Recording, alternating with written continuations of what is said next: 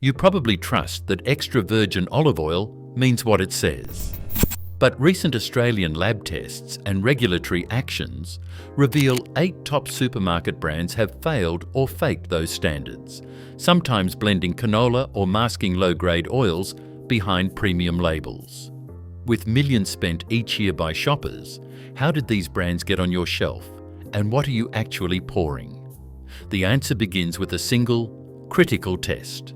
That test separates true extra virgin olive oil from refined or blended imposters, and it is the test we will follow to show where products on shelves fall short.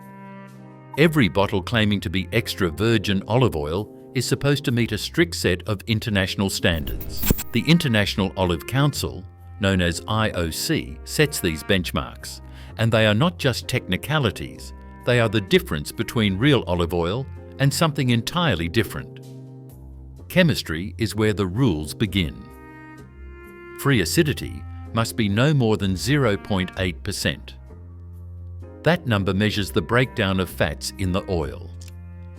Higher acidity means the olives were old, damaged, or poorly handled. The peroxide value must be 20 or less. That checks for oxidation, the process that makes oil go rancid. Then there is UV absorbance, listed as K232 and K270. These values flag whether oil has been refined or blended with other oils. If any of these limits are exceeded, the oil is not extra virgin, no matter what the label says. But chemistry is only half the story. Every batch must also pass a sensory panel of 8 trained tasters, working blind, searching for defects. Real extra virgin olive oil has a median defect score of 0. That means no fusty, musty, or rancid notes. Instead, it must show positive fruitiness, a fresh green aroma, and a peppery bite at the back of the throat. These qualities come from natural polyphenols, compounds that do not survive industrial refining or poor storage. Sensory panel leader sits at a table, eyes closed, swirling 2 samples. The first, a certified local extra virgin olive oil, releases a sharp green apple scent. She sips, pauses, and nods as a peppery heat rises in her throat. That is the sign of healthy polyphenols. The second sample, a supermarket brand that failed testing, smells flat and slightly musty. She tastes again. No bite, no fruitiness, just a greasy texture and a hint of something stale. The difference is immediate.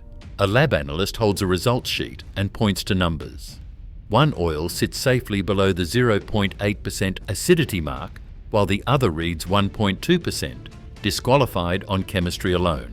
Lab results emphasize the key International Olive Council thresholds: free acidity, peroxide value, and UV absorbance. This is the yardstick. Oils that pass deliver both flavor and health benefits. Oils that fail lose their right to the name. For shoppers, these standards are not just for experts. Anyone can look for the telltale signs: bold fruitiness on the nose, bitterness and pepperiness on the palate, and a harvest date within the last 18 months. These are the benchmarks that separate genuine extra virgin olive oil from the pretenders lining supermarket shelves. The upcoming brands will be judged by these exact measures. Isabella extra virgin olive oil, found on IGA shelves, faced a direct challenge from Australian regulators. In 2019, authorities determined that bottles labelled as extra virgin failed to meet internationally recognised chemical and sensory standards. The result was an official enforcement notice and mandatory corrective labelling. The regulator statement was clear: Isabella did not qualify as extra virgin olive oil under the International Olive Council definition. Shoppers who trusted the label were left with a product that lacked the expected freshness and health benefits. IGA Distribution later committed to supplier testing and compliance, but the damage to consumer trust had already been done. Paysamia Organic extra virgin olive oil, sold through Coles, promised both organic farming and extra virgin quality. Independent testing told a different story. The oil failed to meet the chemical and sensory criteria that define real extra virgin olive oil. Despite the organic label, the oil showed signs of age or poor storage, with a flat aroma, no peppery bite, and hints of mustiness. Organic certification covers how olives are grown, not the quality of the finished oil. In this case, shoppers paid a premium for a product that did not deliver what the label suggested. The importer did not respond to requests for comment on these findings. Aegean 100% extra virgin olive oil made an absolute claim on the front of the bottle. Yet testing revealed the oil did not meet the required standards. Chemical analysis flagged markers of refining, such as ultraviolet absorbance, outside the allowed range. Sensory panels detected rancid notes and a lack of fruitiness or pungency. The phrase 100% extra virgin gave shoppers confidence, but the contents inside did not match the promise. The brand did not provide a public response to the test results. Oleo, produced by the Big Olive Company, illustrates how even local brands can mislead. In 2012, the company paid infringement notices after bottles labelled as extra virgin were found to exceed the maximum free fatty acid level allowed, 0.9%, just above the 0.8% threshold. Further testing by the Australian Olive Association found some batches classified as defective, likely refined or deodorized, and not suitable for sale as extra virgin. The company supplied thousands of bottles during the period in question.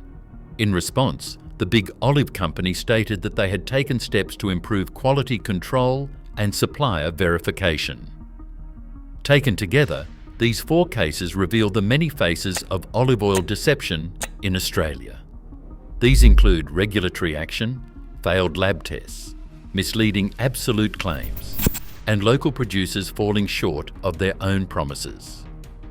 Shoppers expecting real extra virgin olive oil instead received products that failed the very standards designed to protect them. MOI International's bottles labelled as extra virgin olive oil were found to contain mostly canola oil, according to laboratory tests. Only a small percentage was actually olive oil, and the rest was seed oil, coloured and flavoured to pass as genuine.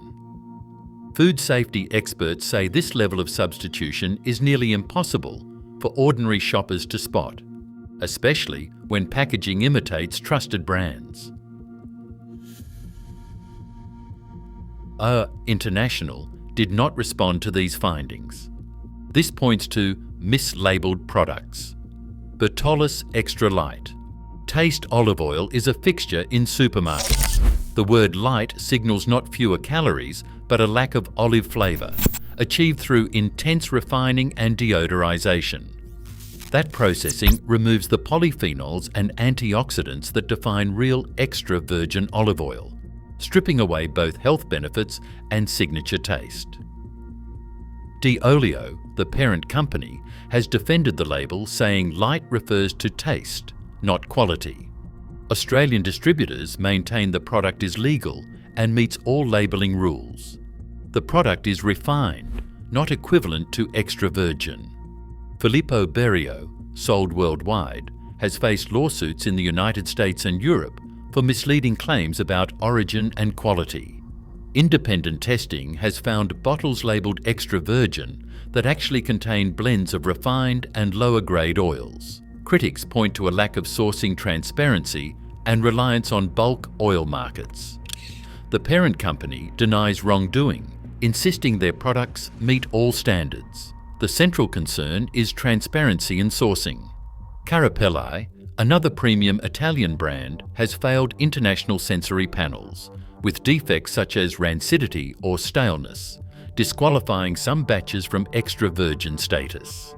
The company disputes those results and cites internal controls, but expert panels, including those of the Australian Olive Association, have flagged batches as substandard. These outcomes raise questions about sensory quality versus shelf presentation. Independent experts warn that seed oil substitution, aggressive refining, and opaque sourcing are calculated to mislead shoppers, even at the highest price points. Consumers need clearer information and better enforcement if labels are to mean what they claim. A bottle of olive oil can look impressive, but a few simple checks can reveal the truth behind the label. Start with the harvest date. Real extra virgin olive oil should list the harvest clearly, and it should be within the last 18 months. If the bottle only shows a best before date or hides the harvest entirely, that is a warning sign. Next, look for provenance. Trustworthy oils name a specific region or farm, not just a vague country or continent. The packaging matters too. Dark glass protects the oil from light and slows down spoilage. Plastic bottles and clear glass let in damaging ultraviolet rays and often signal lower quality. Price can be a clue. Genuine extra virgin olive oil rarely sells for less than $20 a litre. Bargain bottles almost never deliver the real thing. There is also a taste test you can try at home. Pour a small amount, sniff for a fresh, grassy or fruity aroma, and take a sip. Real extra virgin olive oil should have a slight bitterness and a peppery kick at the back of the throat.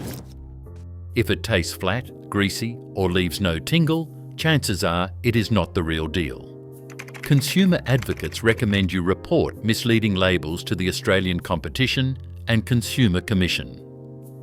Their website offers a simple form for complaints about food fraud and deceptive packaging.